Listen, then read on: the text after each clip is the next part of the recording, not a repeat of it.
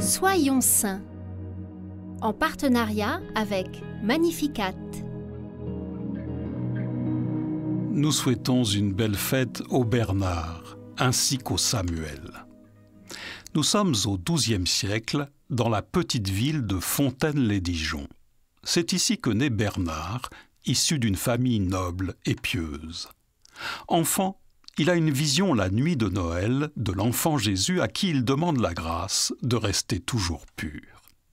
À seulement 22 ans, il renonce à son avenir de chevalier et sans prévenir personne entre au monastère de Cîteaux.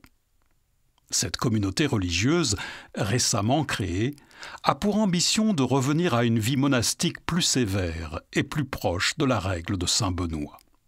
Bernard parvient à faire ériger un nouveau monastère 3 ans plus tard, appelé Clairvaux, dont il devient le premier abbé et qu'il place sous la protection de la Vierge Marie. Sa communauté se développe rapidement et compte bientôt plus de 300 moines. Lorsque le pape Innocent II est élu de manière contestée, Bernard est envoyé à Rome pour soutenir le pape légitime. Le souverain pontife, impressionné par la foi et la sagesse de Bernard, lui confie la mission de prêcher la croisade en faveur de la Terre Sainte. Pourtant, Bernard est plutôt un grand contemplatif qui dit préférer mourir que de parler en public.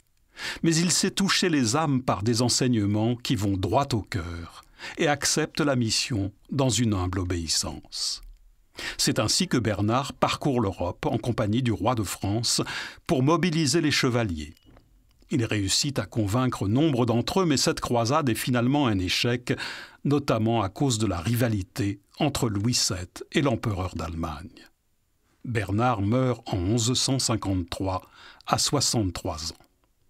Il est surtout célèbre comme étant le chantre de la Vierge Marie, à qui il dédie des textes magnifiques et des citations lumineuses, notamment ces paroles avec lesquelles nous prions aujourd'hui.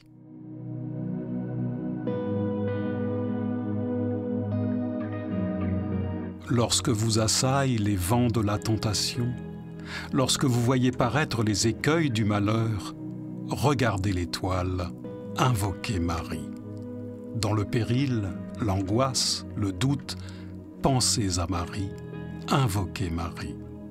Que son nom ne quitte ni vos lèvres, ni vos cœurs.